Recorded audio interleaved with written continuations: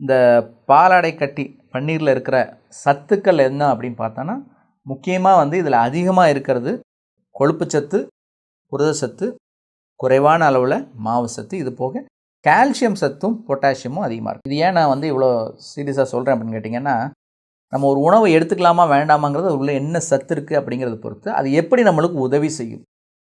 இது ரெண்டு ஆஸ்பெக்டில் நம்ம பார்க்கணும். ஏன்னா பொதுவாக பன்னீர் அப்படின்னோடனே எல்லாத்துக்கும் நமக்கு ஞாபகம் வருது, அது கொழுப்புப்பா ரொம்ப ஜாஸ்தியாக இருக்குது, ஃபேட் ரொம்ப ஜாஸ்தியாக இருக்குது. ஸோ அதனால் வந்து அது சாப்பிட்டா நமக்கு வந்து வெயிட் போடும், நமக்கு வந்து மற்ற பிரச்சனைகள் வரும் அப்படிங்கிற மாதிரி எண்ணம் எல்லார் மனசுலையும் இருக்குது. அது வந்து ஒரு தவறான கருத்து. ஸோ அதில் இருக்க காம்போசிஷனை பார்க்கணும்.